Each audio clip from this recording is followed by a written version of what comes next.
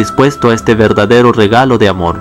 Sean bienvenidos a este su programa, Dios nos quiere sanos. Reflexión y estudio bíblico con Fray Nelson. Iniciamos.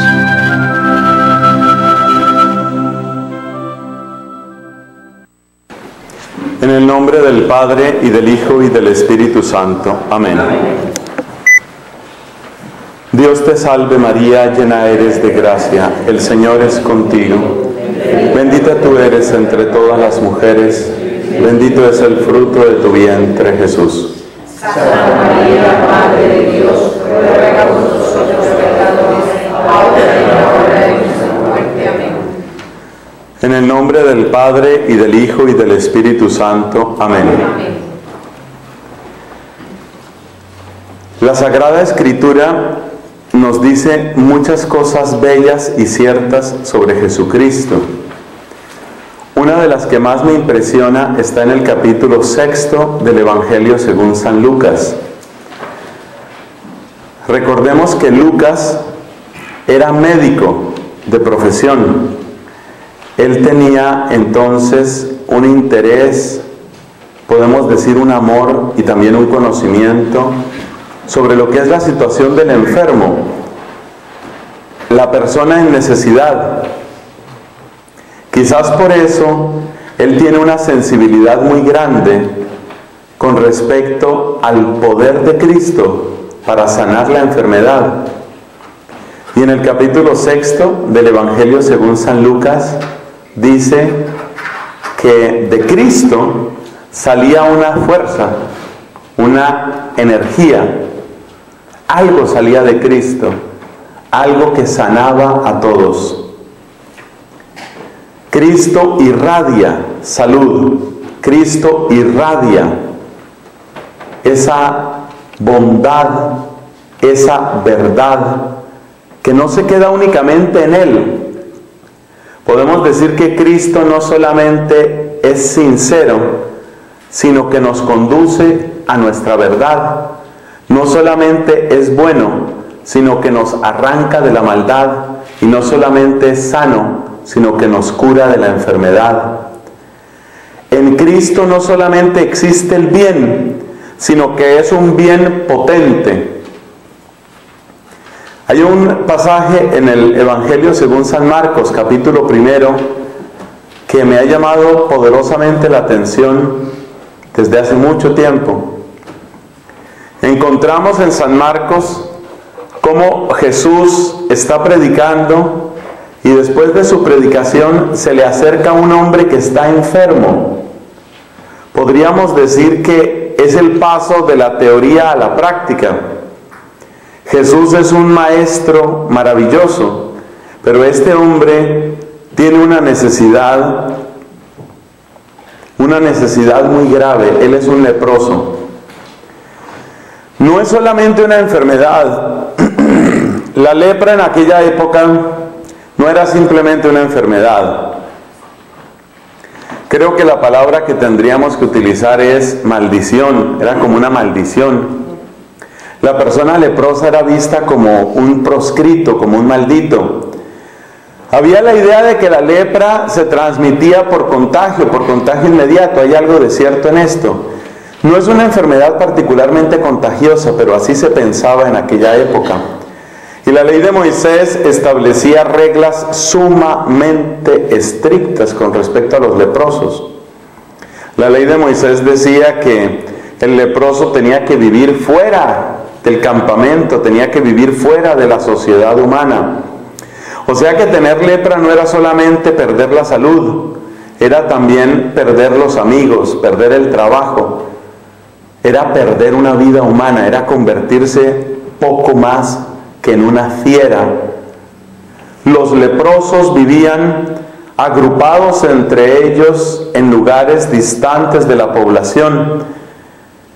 Y para pedir limosna tenían que ir haciendo ruido con una especie de metal, campana, alguna cosa, gritando impuro, impuro, para que la gente, si se compadecía de ellos, antes de que llegara el leproso, le sacara algo de comida, la dejaba ahí en la calle y se devolvía. Y el leproso pasaba y recogía lo que le fueran regalando. podemos imaginarnos la devastación emocional, psicológica, existencial de una persona que no puede trabajar, que no puede abrazar a su esposa, que no puede ver crecer a sus hijos, que no puede llevar una vida normal y que no tiene otro consuelo sino aguardar la muerte. Esa es la condición del leproso. Preguntémonos por qué Moisés tiene esa legislación tan dura con respecto al leproso. Evidentemente lo que intenta la ley de Moisés es impedir la propagación de la lepra. El leproso es aislado, es rechazado, es desterrado porque no se quiere que riegue su enfermedad, no se quiere que difunda su lepra. Un modelo semejante propone la ley de Moisés para otro tipo de situaciones que ya no son físicas, que ya no son corporales. Un número sorprendente de faltas son castigadas con el apedreamiento. Por ejemplo, si alguien blasfema, si alguien habla en contra de Yahvé, tiene que ser apedreado hasta que muera. Si una mujer es infiel al marido, tiene que ser apedreada hasta que muera. Si una persona mata a otro, tiene que ser apedreado hasta que muera. Y uno se pregunta por qué tantas piedras, además de dónde sacaban tanta piedra, ¿no? Era tanta la gente a la que había que apedrear que yo creo que ahí inventaron el reciclaje. ¿De dónde sacaban tanta piedra? ¿Por qué todo le sacaba la piedra?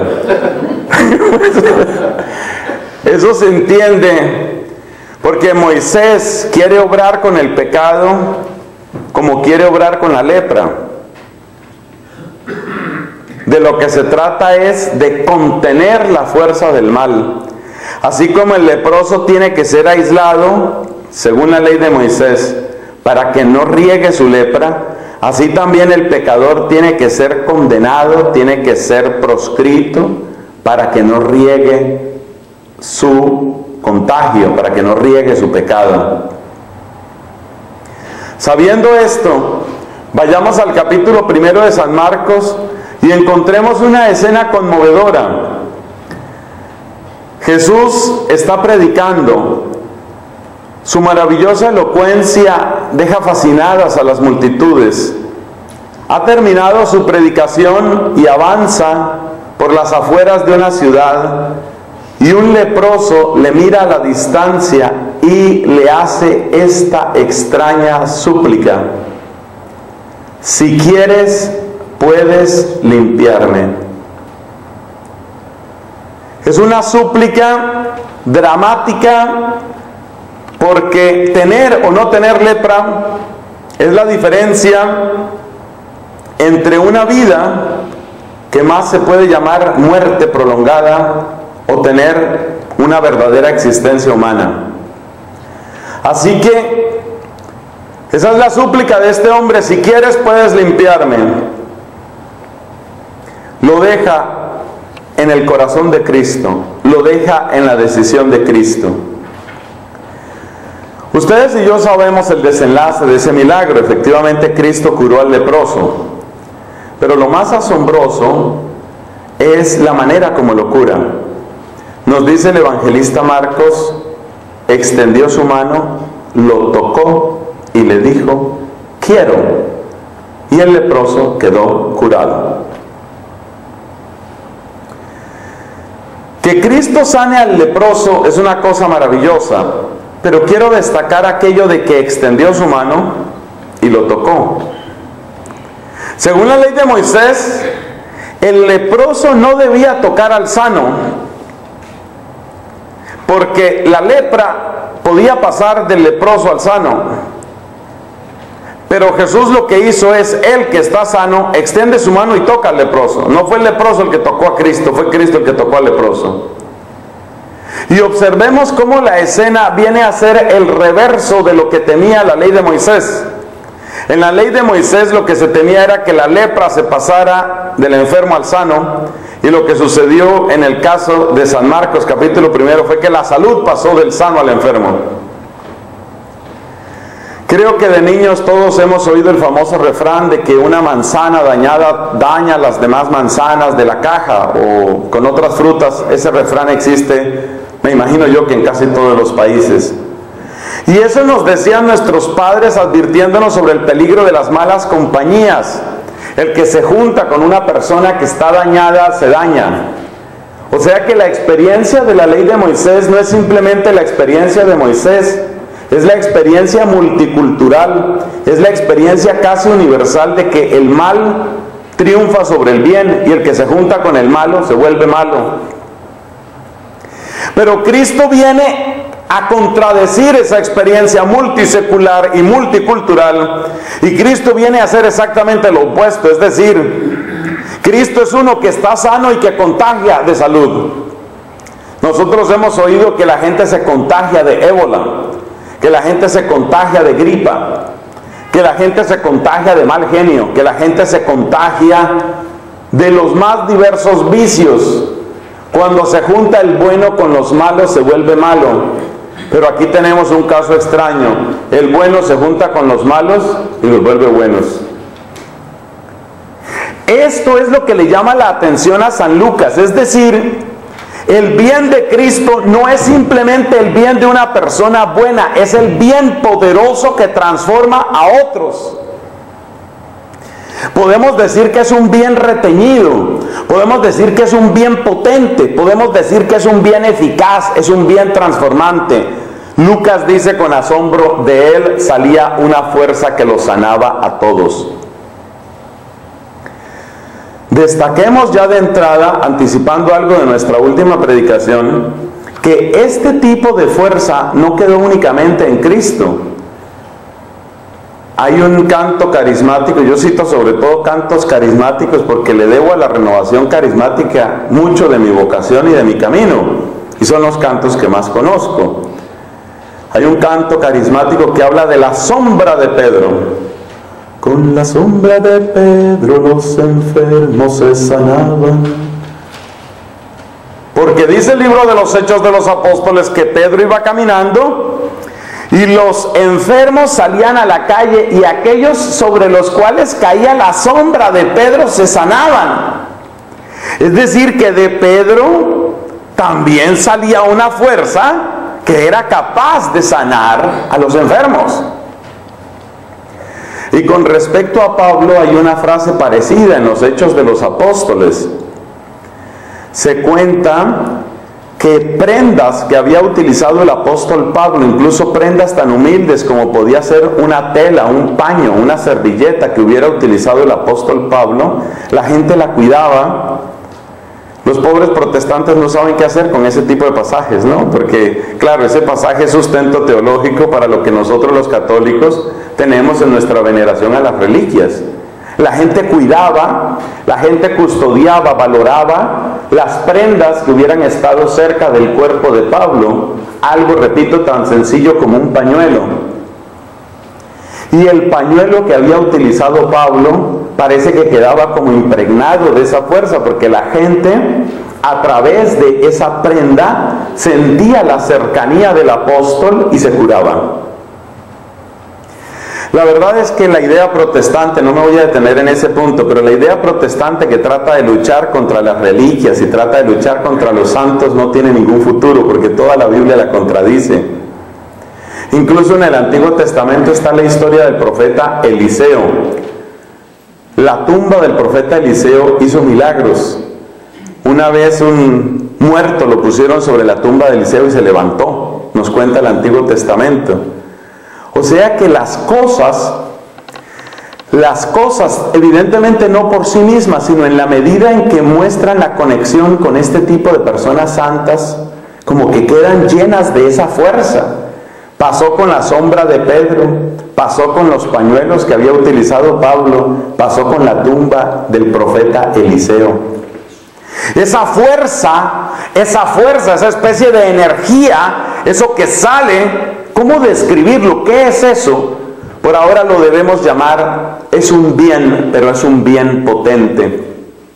Casi siempre nosotros pensamos, el malo va a volver malo al bueno, pero resulta que Cristo y los que son de Cristo y los que están unidos a Cristo cambian eso, y es el bueno que vuelve buenos a los malos. Ya que en una de nuestras charlas anteriores habíamos mencionado al profeta Ezequiel, permítanme que les recuerde que al final del libro del profeta Ezequiel se encuentra un pasaje que tiene mucho que ver con lo que estamos diciendo. Nos dice el profeta Ezequiel que va a haber un nuevo templo y que en ese nuevo templo van a suceder cosas prodigiosas. Va a salir agua, un manantial que brota del altar del templo, que sale del templo y que hace todo un recorrido. Y ese recorrido es prodigioso porque este manantial, este río se vuelve cada vez más caudaloso como por sí mismo, como que el agua engendrara más agua. Y no es un chiste, es algo maravilloso que tiene que ver con la obra del Espíritu en nosotros. Como que el agua engendrara más agua. Este río que vio Ezequiel se vuelve cada vez más caudaloso. Es un río que tiene a orilla y a la otra orilla tiene árboles que son extraordinariamente fecundos, que dan fruto cada mes, es decir, que no dependen de las estaciones del año, y las hojas de esos árboles son hojas medicinales que curan las enfermedades de la gente. Lo que es más, las aguas de este río bajan y bajan, obviamente, hasta que llegan al Mar Muerto. Y ustedes saben que el Mar Muerto tiene ese nombre no por casualidad. Es un depósito de agua que por la condición en la que se encuentra no tiene ninguna salida. Esto quiere decir que el agua sale de ahí únicamente por vía de evaporación. Y esto también quiere decir que las sales minerales que arrastran las aguas que llegan al Mar Muerto se van acumulando a lo largo de los siglos. O sea, el Mar Muerto se vuelve cada vez más muerto porque tiene tanta sal, pero tantísima sal, que es casi imposible, incluso para los microorganismos, sobrevivir ahí. Los científicos que todo lo estudian han analizado y hay algunos pocos microorganismos que son capaces de soportar esos grados altísimos de salinidad. Pero en general el Mar Muerto está bien muerto. Y cuando les pregunten, ¿quién mató al Mar Muerto? Entonces pueden decir, la sal. La sal fue lo que mató al Mar Muerto. ¿Y de dónde sale esa sal? Pues esa sal sale de lo que arrastra el agua, las sales minerales, no solamente el cloruro de sodio, sino muchas otras sales que se van acumulando, son las que mataron al Mar Muerto. Pero el profeta Ezequiel nos dice que las aguas, estas aguas que salen del templo de Jerusalén, van haciendo su recorrido, se van volviendo cada vez más caudalosas y llegan al Mar Muerto. Y la sorpresa es que el Mar Muerto revive. Es decir, que las aguas del templo de Jerusalén son aguas tan buenas, buenas para beber, buenas para dar vida, buenas para fecundar la agricultura y el cultivo. Son aguas tan buenas que vuelven bueno a lo malo. Observa que cuando describimos las estrategias fallidas de proteger el corazón, siempre dijimos algo que es tratar de encerrarse, ¿no? Poner murallas, poner barreras. Acuérdate la estrategia del castillo. El mundo es inhóspito, el mundo es una porquería, el mundo es mentira, pero tengo una buena esposa, tengo unos buenos hijos, aquí en mi casa estoy bien. Esa es la estrategia del castillo. Pero ¿cuál es la filosofía que hay detrás de la estrategia del castillo? La misma filosofía de la ley de Moisés. Si mis hijos se juntan con lo que es malo, se van a volver malos. Es decir, el mal es más poderoso. En el fondo, la estrategia del castillo es esa, el mal es más poderoso. Pero fíjate lo que nos encontramos al final del profeta Ezequiel. Nos encontramos con un río que es capaz de sanear el agua. Y ese es el verbo que se utiliza en la mayor parte de las traducciones que he consultado, sanear. Por supuesto, esto no tiene equivalente científico. Si tú tienes agua salada, a veces se habla de agua salobre, y tú le echas más agua, esa agua ya no se vuelve buena por el hecho de que tú le eches agua buena. Más bien, ¿qué es lo que pasa? Si tienes agua salada, agua salobre, y tú le echas agua buena, perdiste tu agua buena, porque ahora tampoco puedes beber eso que resulta ahí. Yo no sé qué toneladas y toneladas y toneladas de aguas tendrías que echarle a un poco de agua salobre para que se disuelva de tal manera la sal que llegue a ser útil, llegue a ser potable. Es muy difícil, tienes que utilizar demasiada agua. Pero este mar dañado se puede salvar, y se puede salvar porque hay un río que sale del templo. Es la misma imagen que utiliza Jesús en el Evangelio según San Juan. Según San Juan, Cristo, parado en el atrio del templo, abre su boca y grita y le dice a la gente: el que cree en mí, de su interior manarán aguas que saltan hasta la vida eterna. Es decir, ese templo que vio Ezequiel, más que una construcción física, ese templo se refiere a aquellos que acojan la palabra y el ser de Cristo. Y ese templo se refiere en primer lugar al mismo Cristo, porque Él es el que da agua. Acuérdate el otro pasaje famoso de San Juan, el de la samaritana. Jesús se detiene en un pueblo llamado Sicar. Es la hora del mediodía. Una mujer de ese pueblo va a buscar agua y Jesús le dice: dame de beber. La mujer pone resistencia: tú siendo judío me pides a mí, que soy samaritana, que te dé de beber. Jesús le dice: si supieras quién te pide de beber, no solamente no le darías tú a él, sino que le pedirías agua. O sea, Jesús es el que da esa agua viva. ¿Y de dónde sacas el agua viva?, pregunta. Y ese diálogo es precioso. No se lo pierdan. Juan capítulo 4. Es muy bueno para su meditación, para su lectura.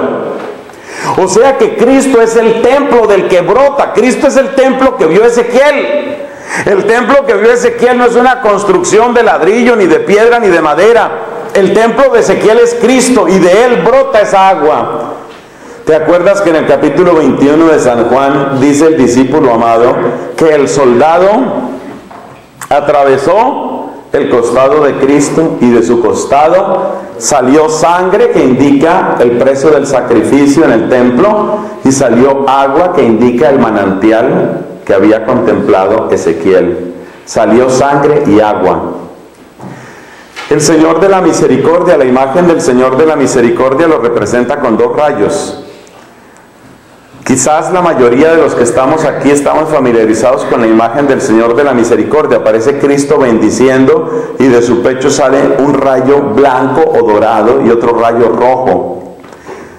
Eso está recordando la escena del Evangelio de Juan. Ahí está indicándose que en Cristo se ha dado ese sacrificio, se ha dado esa ofrenda, y que Él es el manantial. Entonces fíjate que está Cristo, que es el templo, y está el manantial. ¿Y ese manantial qué es? Es el compartir de su unción, de su interior, de su corazón, de su centro, del centro de Jesucristo. Sale ese manantial, un manantial de amor, un río de vida. Ese potente manantial es el que es capaz de realizar las obras maravillosas que describió el profeta Ezequiel. Como esas obras son tan maravillosas, vale la pena recordarlas otra vez y vale la pena aplicarlas a nuestra vida. Básicamente lo que nos dice Ezequiel sobre estas aguas son cuatro cosas. Nos dice que es un agua que se multiplica. Nos dice que es agua que sana. Nos dice que es agua que fecunda. Y nos dice que es agua que rescata. Son las cuatro características de esta agua, según Ezequiel. Y son las cuatro características del manantial que brota del corazón de Cristo. Y son las cuatro características de la unción del Espíritu Santo en Cristo. Y son las cuatro características de la vida del Espíritu en aquellos que acogen el amor de Cristo. Repito las 4 características. Agua que se multiplica como por sí misma. La manera como el profeta Ezequiel descubre que esta agua se está multiplicando es muy graciosa, porque a Ezequiel lo va guiando un ángel y le va diciendo que vaya cruzando el río. Y entonces cuando él cruza la primera vez, el agua le da hasta los tobillos, y cuando cruza la segunda vez, el agua le da hasta la rodilla, y cuando cruza la tercera vez, ya el agua le va dando hasta la cintura, y ya la siguiente vez ya no puede cruzar el río. Es agua que se multiplica. Entonces 4 características: agua que se multiplica, agua que sana, agua que fecunda y agua que rescata. Todos nosotros, discípulos, algunos bastante aventajados según hemos visto, todos nosotros, discípulos, tenemos que aprender estas 4 características de esa agua maravillosa que vio Ezequiel, el agua que sale del templo.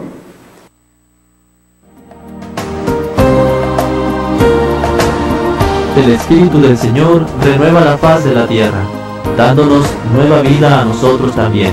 No te vayas, estamos en tu programa Dios nos quiere sanos. Vamos a una pausa y regresamos.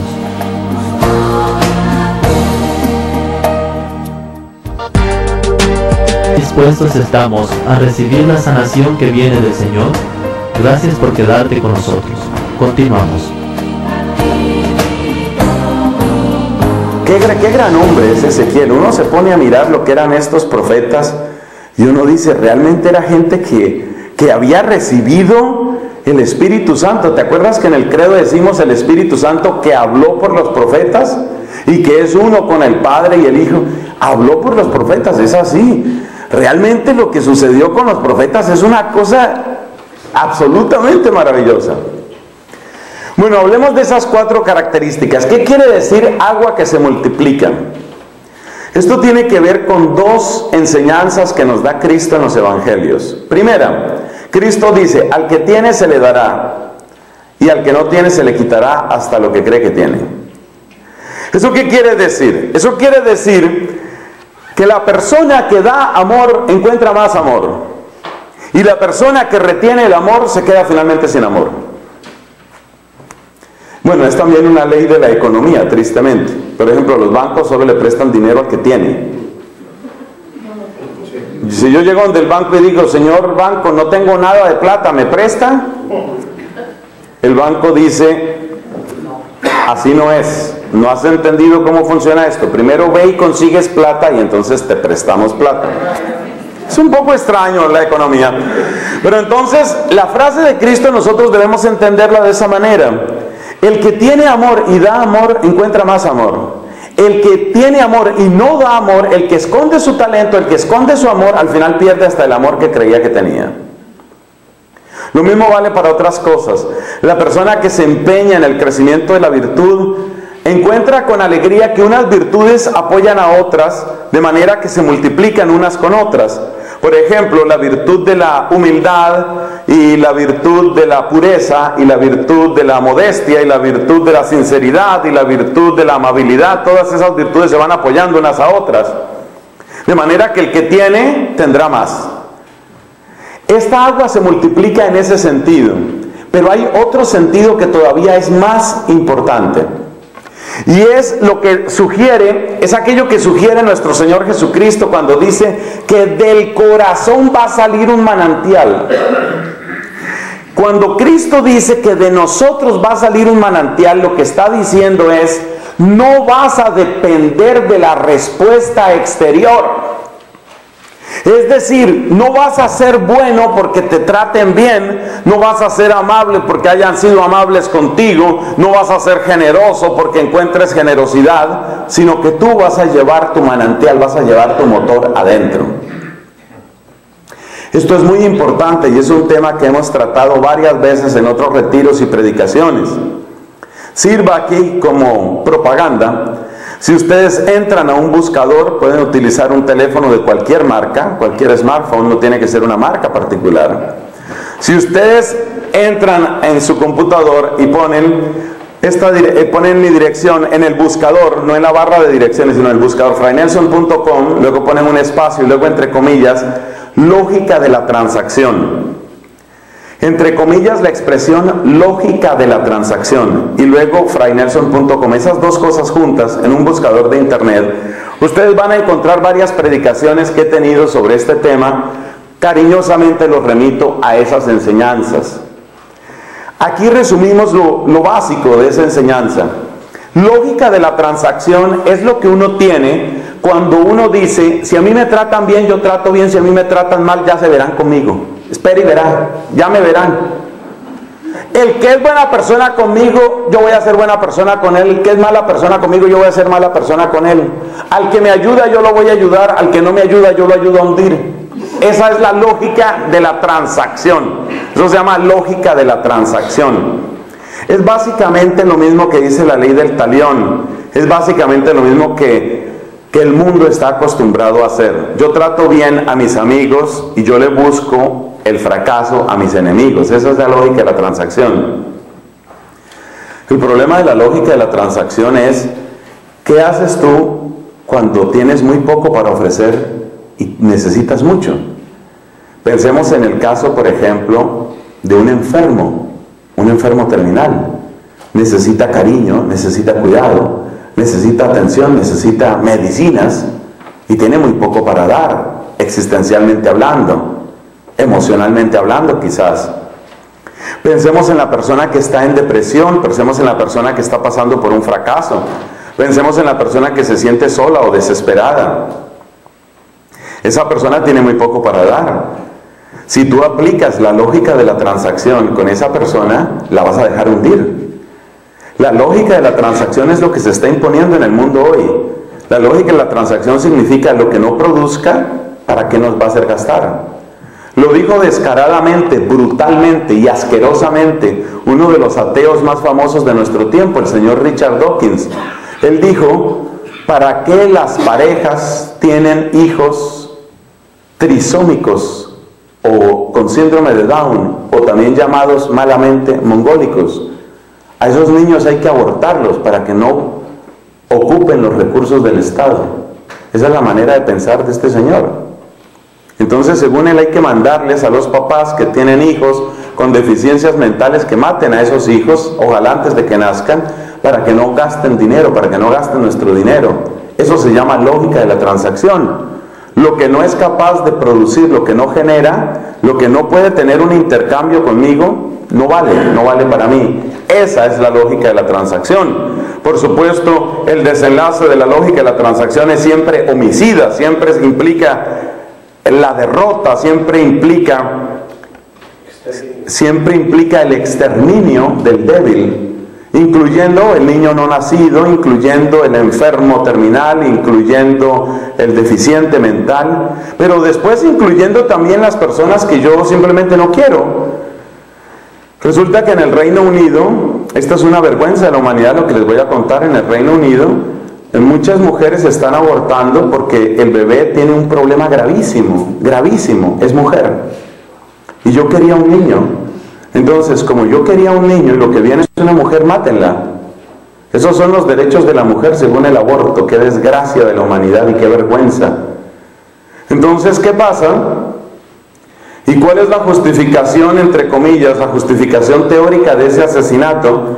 Que para una mujer que quería un niño varón, tener una niña es un peso psicológico tan grande, que para que ella no sufra teniendo que criar una niña, hay que matar la niña. A esas aberraciones está llegando la humanidad por el tema del aborto. Y la lógica de la transacción es esa. Yo quería un niño, yo quería un varoncito, porque yo quería un varoncito y simplemente yo quería un varoncito, ¿entendió? Yo quiero un varón. Si no le ha quedado claro, lo que yo quería era varón. Viene una niña, mátenla. ¿Por qué? Porque no me da lo que yo quiero. Esa es lógica de la transacción.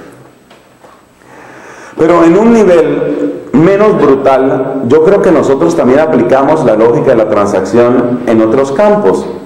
Menos brutal, pero también lo aplicamos. Por ejemplo, observamos que las personas que nos resultan poco simpáticas, poco agradables o poco útiles, las vamos marginando. Y tal vez nosotros mismos lo hacemos de un modo inconsciente, pero te puedo asegurar que la persona marginada se da cuenta de que la están marginando. Y por eso hay personas que sienten que la vida les da tan poquitas oportunidades, porque muchas veces nosotros mismos vamos marginando a unos porque nos parecen torpes o maleducados o poco trabajadores o de la raza que no es o de la forma que no es, y vamos marginando. Eso es lógica de la transacción también. Y también la lógica de la transacción implica que hay sectores de la población que se vuelven antipáticos o que francamente se convierten en objetivo que debe ser que debe ser eliminado. Como por ejemplo, en los sectores donde se da persecución. Es aquí donde brilla, es aquí donde se conecta con el tema del río de vida del que estamos hablando. Cristo promete esto. Si tu fuente de amor, si tú para amar necesitas que te amen, si tú para ser generoso necesitas que te agradezcan, si tú para ser bueno necesitas que sean buenos contigo, tú estás todavía prisionero de la lógica de la transacción. Pero ¿qué pasa si la fuente de amor, si la fuente de alegría, si la fuente de paz la tienes adentro? ¿Qué pasa? Si tú tienes la fuente de paz, la fuente de alegría y la fuente de amor adentro, quiere decir que tú no vas a ser bueno porque sean buenos contigo. Tú no vas a tener paz porque te estén dando paz. Tú no vas a tener generosidad porque son generosos contigo. Entonces, ¿qué es lo que hace ese río de vida? Ese río de vida hace en ti exactamente lo mismo que hizo en la vida de Jesús de Nazaret. A saber, te conecta, te une a tu Padre Celestial. Cristo, ¿de dónde saca su fuerza? Cristo, ¿de dónde saca esa energía para seguir amando en un mundo que es tan ingrato y que no era más agradecido en la época de Cristo de lo que es ahora? Hay tantas cosas que son tan poco ejemplares, hay tantas cosas que son tan poco amables del ser humano, que nosotros tenemos que preguntarnos ¿de dónde y cómo saca Cristo fuerzas para seguir amando? ¿No les ha pasado a ustedes o a alguien que ustedes conocen que de repente surge esta frase: me cansé de ser bueno, me cansé de ser noble, me cansé de ser buena persona, me cansé de ayudar? ¿Por qué el ser humano se cansa? ¿Por qué nos cansamos de ser buenos? ¿Por qué no bastan las buenas intenciones? ¿Por qué la filantropía no es la respuesta para las miserias del mundo? ¿Por qué? ¿Por qué? ¿Por qué? ¿Por qué? La respuesta es porque cuando uno es bueno por propio impulso, el depósito de bondad empieza a bajar y a bajar. Cuando únicamente cuentas con tus fuerzas, el depósito de gasolina se te acaba. Entonces, cuando uno dice: yo soy buena persona, a mí me gusta ayudar a la gente. Yo, por ejemplo, estuve ayudando a unas personas de una cierta comunidad, un barrio muy, muy necesitado. ¿Y cómo te pagaron? Mal, padre, mal. Manada de ingratos, medio ladrones, maleducados. El otro día fui por allá y me gané, fue una insultada, pues, le salía de ver. Yo no vuelvo por ahí, padre, yo me cansé de eso. Uno no puede ser bueno. ¿Qué quiere decir esa frase? Lógica de la transacción. Quiere decir que en el fondo tú estabas esperando algo. No, padre, yo no esperaba nada, yo era desinteresado. Sí, claro. Y yo nací ayer. Usted no era desinteresado, usted esperaba algo. Lo que pasa es que usted no esperaba dinero, pero usted esperaba que le agradecieran, usted esperaba que lo trataran bien. Hay muchas personas que esperan que les levanten un busto.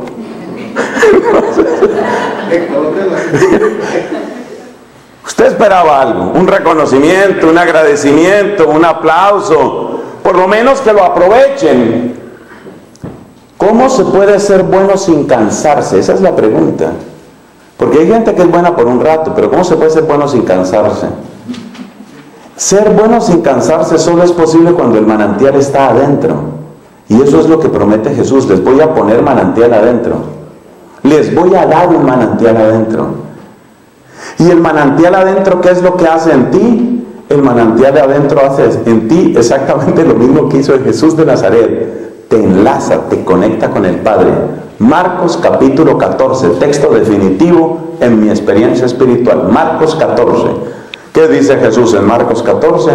Ustedes se van a ir cada uno por su lado, pero yo no estoy solo. El Padre está conmigo. Entonces, ¿qué es lo que hace el agua del templo? El agua del templo te conecta con el templo. Y el templo, finalmente, ¿quién es? El templo es Papá Dios. De Papá Dios, dice la Sagrada Escritura, de Él viene toda paternidad en el cielo y en la tierra. Él es el origen inagotable de todo. Entonces, ¿qué es lo que hace el Espíritu Santo? El Espíritu Santo acerca el cielo a tu corazón. El Espíritu Santo, como dice Sor Isabel de la Trinidad, hace de tu corazón un cielo. De modo tal que del cielo de tu propio corazón sale ese manantial entonces no se agota. ¿Es esto ciencia ficción? ¿Son estas historias rosaditas, bonitas, que utilizamos para consolarnos en medio de las durezas de la vida? No, esta es la vida de los santos. Esta es la vida de los santos. Muy particularmente la vida de los mártires. Muy particularmente. Por eso los mártires resultan inagotables en el bien. Por eso los santos resultan incansables. No es que sus fuerzas humanas fueran infinitas, sino que estaban conectados al infinito. Estaban enlazados con el infinito. Las fuerzas humanas siempre se acabarán. Y por eso ustedes y yo hemos dicho la frase: me cansé de ser bueno, me cansé de perdonar. Yo sí le perdoné muchas veces, pero no, ya no voy a perdonar más. Yo era manso, pero ya llegué a menso. Ahí sí tampoco, así tampoco puede ser. No, se acabó para mí, no, ya esa bobada se acabó, ya no más. ¿Por qué uno se cansa? Porque uno no está conectado con el infinito. El que está conectado con el infinito no se cansa nunca. Una de las cosas que me fascina del mundo de la ciencia es descubrir cómo todas las fuentes, aún las más impresionantes de energía, se agotarán. Y los científicos han llegado a un conocimiento tan detallado del cosmos que ya le ponen fecha a las cosas. Por ejemplo, se sabe que este sol que hoy generosamente nos está iluminando, este sol le quedan unos cuantos miles de millones de años, algo así como entre 4 y 5 mil millones de años. O sea, este sol se va a apagar, se termina. Y cuando uno se pone a pensar en cuánta energía puede tener el sol, sobre todo por ese mecanismo que es lo más parecido a la magia que conoce la física, ese mecanismo que se llama fusión nuclear.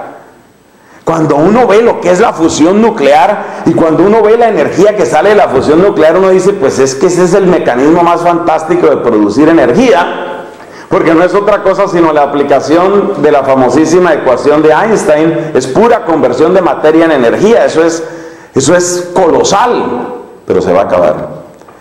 Así les pasa a muchas personas, son como un sol y parece que tuvieran mucha energía, pero se agotan. Se les agota la capacidad de perdonar, se les agota la capacidad de luchar, se les agota la capacidad de defender sus principios más queridos. También eso sucedió en los comienzos de la iglesia. Una de las sorpresas que tuve en mis estudios básicos de historia de la iglesia fue ver que el número de mártires fue, en el mejor de los casos, 1/3 parte de la población. ¿Eso qué significa? Que 2/3 partes, es decir, cerca del 65-70% de la población traicionó la fe. Y yo no los critico muy duro, me da dolor, pero yo no los critico. Es decir, si te están diciendo que te van a arrojar a convertirte, ojalá fuera de almuerzo de leones, no, te convierten en el snack. O sea, yo voy a hacer snack de león. ¡Wow! Es una cosa bastante fuerte. Y es que además el problema es que no es que simplemente te sacaran de tu casa y mañana te arrojaran al circo de los leones. Es el conjunto de abusos, violaciones. Las mujeres eran violadas de maneras salvajes, las torturas, las burlas, la prisión, el juicio injusto, la humillación pública, y como corona de todo eso, la muerte, y una muerte cruel. ¿Quién tiene fuerzas para eso? La iglesia siempre ha dicho, humanamente uno no llega allá, uno no puede eso, uno no llega. Pero también la iglesia ha reconocido que hay personas que han recibido el manantial, han conocido el río de vida, y esas personas que tienen el río de vida son las personas que no se cansan. La iglesia también conoce otros que son grandes testigos del río de vida, es decir, del poder de la unción, como por ejemplo los santos que han brillado por el ejercicio de la misericordia. Cuando uno piensa, por ejemplo, en el Padre Pío, el Padre Pío de Pietrelcina es un personaje fascinante. Los que no conozcan, por favor, del Padre Pío de Pietrelcina, eso se escribe Pietrelcina con C. Si no conoces la historia del Padre Pío de Pietrelcina, se escribe y se pronuncia Pietrelcina. Si no conoces esa historia, acércate a él. Es absolutamente fascinante ese hombre. ¿Y de dónde le viene esa generosidad? Empezando por las horas de confesionario. Su principal apostolado durante muchos años fue a través del confesionario. Había días donde este hombre estaba confesando 12 y 14 horas. Es que incluso físicamente es inexplicable una resistencia como esa. Tenía el río de vida. Tenía el río de vida en su corazón. Y el que tiene el río de vida puede decirlo de San Pablo: el amor de Cristo nos urge al ver que si uno murió por todos, entonces todos murieron. Todos murieron. Todos murieron en Cristo. Ya el pecado está vencido. Ahora hay que declarar esa victoria sobre cada corazón para que experimente vida nueva. Ese es el razonamiento de San Pablo. El Padre Pío era impresionante. Pero les voy a contar algo del Padre Pío que lo aprendí hace poco y que me parece una expresión tan bella de esto que estamos hablando, de cómo el amor de verdad que vence todas las barreras. Esta es la historia de un famoso coronel, un coronel italiano, que en la época de la Segunda Guerra Mundial tuvo una derrota.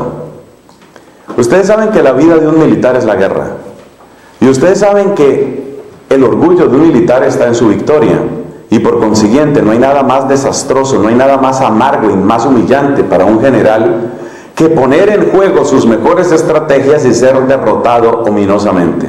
Eso fue lo que le pasó a este general o coronel. Bueno, este coronel perdió la batalla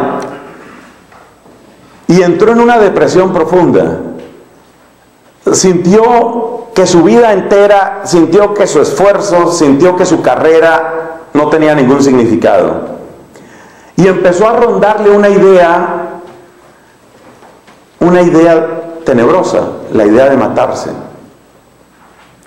Él quería realizar el suicidio perfecto. Por consiguiente, organizó todas las cosas para que hubiera un arma en su habitación con la que pensaba matarse, que nadie lo buscara, que nadie fuera a entrar a su habitación. Podemos decir de un modo gráfico que él diseñó con cuidado su propia muerte. Llegó el día, avisó a los guardias que nadie me interrumpa, no sé qué, cerró puertas, entró a su habitación y ya tenía el propósito de matarse. Cuando iba a tomar el arma, oyó la voz de un fraile, y el Padre Pío era capuchino. Los capuchinos, que son parte de la familia franciscana, utilizan la expresión fraile para referirse a los religiosos de la comunidad. Oyó la voz de un fraile, de un sacerdote que estaba ahí, y este se asustó porque él se había asegurado de que nadie fuera a pasar por esa parte del edificio cuando él iba a cometer su suicidio. Se asustó, y la voz de este sacerdote le dijo: ¿de verdad, coronel, usted quiere realizar semejante tontería? Y este se quedó espantado, se quedó asustado, no comprendió nada. Sabía que era un sacerdote que le hablaba, lo vio, se desvaneció la figura. Bueno, pues desistió de su suicidio. Tiempo después empezó a oír, porque hasta ese entonces no conocía la figura del Padre Pío. empezó a oír rumor de un sacerdote que tenía los estigmas de Cristo. Es decir, que había recibido en sus manos, en sus pies, en su costado, había recibido unas heridas que son, podemos llamar heridas místicas, son heridas de amor, heridas que no terminan de curar nunca porque son como una unión con el Cristo crucificado. Que yo sepa, es el único caso que se conoce de un sacerdote estigmatizado, el padre Pío de Pietrelcina. Y él empezó a oír, este coronel empezó a oír que en una pequeña población llamada San Giovanni Rotondo estaba este sacerdote, y como él había cometido ese pecado de desear su propia muerte y de planearla y de casi realizarla, él sabía que tenía que confesarse. Bueno, pues hizo la larga fila porque era un proceso muy difícil llegar a confesarse con el padre Pío. Hizo la fila larguísima y finalmente llegó al confesionario. Cuando llegó al confesionario, le dijo el padre Pío: casi que no nos salvamos esa tarde, ¿no?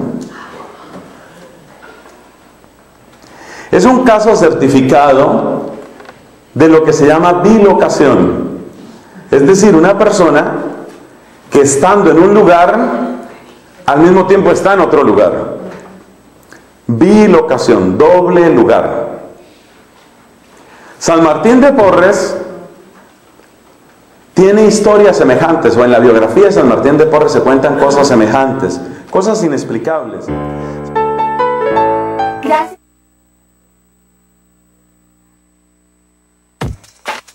Estás escuchando Koinonia Media. No le cambies, enseguida volvemos.